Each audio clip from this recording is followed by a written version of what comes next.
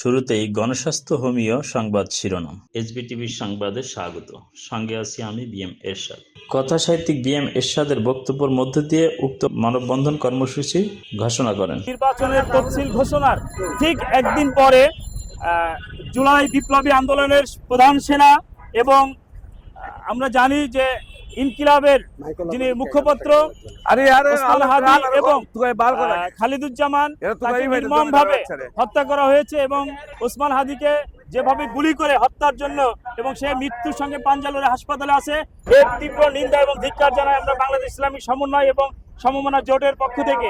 আমরা চাইবো অনতিবিলম্বে যারা এদের উপরে হামলা করেছে এবং ঘটিয়েছে তাদেরকে আইনের আওতায় এনে দৃষ্টান্তমূলক শাস্তির বিধান যদি না করা হয় তাহলে আগামী নির্বাচন প্রশ্নবিদ্ধ হয়ে থাকবে যে কতটা শান্তি এবং সুষ্ঠুভাবে নির্বাচন করা সম্ভব হবে। সম্মিলিত সমমনা জোটের ব্যানারে ওসমান হাদির উপর বর্বরচিত হামলা ও খালিদুজ্জামানকে হত্যার প্রতিবাদে বাংলাদেশ প্রেস ক্লাবের সামনে এক মানববন্ধন কর্মসূচি পালন করা হয়। মানববন্ধনে সভাপতিত্ব করেন বিশিষ্ট ক্যান্সার গবেষক অধ্যাপক ডাক্তার এস.এম. সারোয়ার। এ সময় আরও উপস্থিত ছিলেন বাংলাদেশ ইসলামী সমন্বয় পরিষদের মহাসচিব কথাসাহিত্যিক ইঞ্জিনিয়ার বিএম এরশাদ, বাংলাদেশ ইসলামী ছাত্র সেনার সভাপতি মোহাম্মদ আজাদ হোসাইন এবং সম্মিলিত সমমনা জোটের মহাসচিব আবু আহাদ আল মামুন, দীপুমীর, পল্লী পার্টির চেয়ারম্যান মনিরুজ্জামান মনির হোসেন, ২১শে পার্টির চেয়ারম্যান মোহাম্মদ জাকির হোসেন, বাংলাদেশ ইসলামী যুব সেনার সভাপতি বিশিষ্ট ক্যান্সার গবেষক অধ্যক্ষ ডাক্তার এস.এম. সারোয়ার সাহেব বলেন, মানুষেরকে কি দিয়েছে এই দেশের মধ্যে? আজ মারামারি, কাটাকাটি, হানাহানি, চুরি, ডাকাতি, রাহাজারি, খুন খারাপি, নারী নির্যাতন, নারী হত্যা ছাড়া আর কিছুই যেন নেই। এই শান্তির নামে রাষ্ট্রপ্রধানরা আমাদেরকে বিশ্বের মধ্যে দুর্নীতিতে 5 বার চ্যাম্পিয়ন করেছে। তাই আমরা বলবো এভাবে দেশ চলতে পারে না।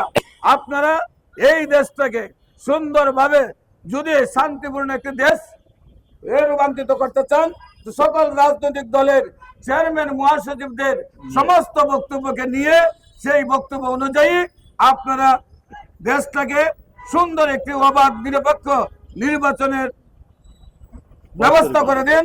তবে এই দেশের মানুষ ভালো মানুষকে, তার পছন্দের মানুষকে নির্বাচিত করতে পারবে।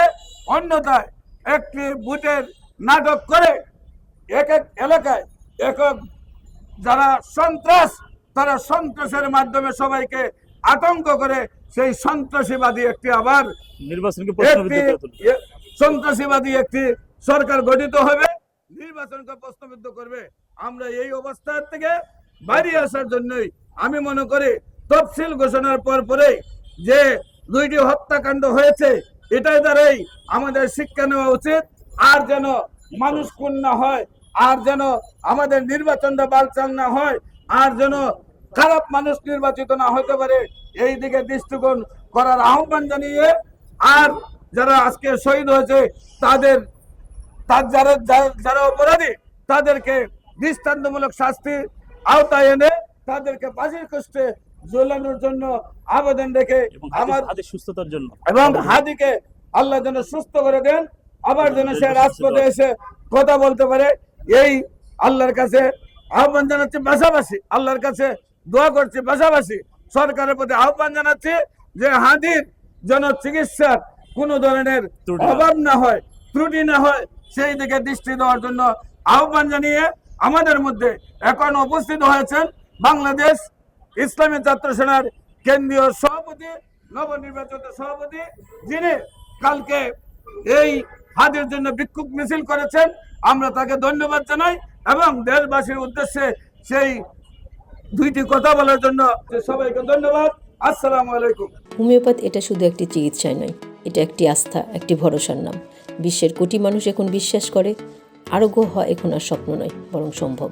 ক্যান্সার যে কোনো স্টেজের নিরাময় ও আরোগ্যের জন্য আপনিও চলে আসুন নির্ভাবনায়। আমরা আপনাকে দেব ডাক্তার এস.এম. সারোয়ার স্যার সহ বিশেষজ্ঞ ডাক্তার দ্বারা আধুনিক চিকিৎসা। আমাদের বিশ্বাস, আমাদের চিকিৎসায় আপনার রোগ নিরাময় হবে ইনশাল্লাহ। চিকিৎসা নিতে আজই যোগাযোগ করুন স্ক্রিনে দেওয়া নম্বরে।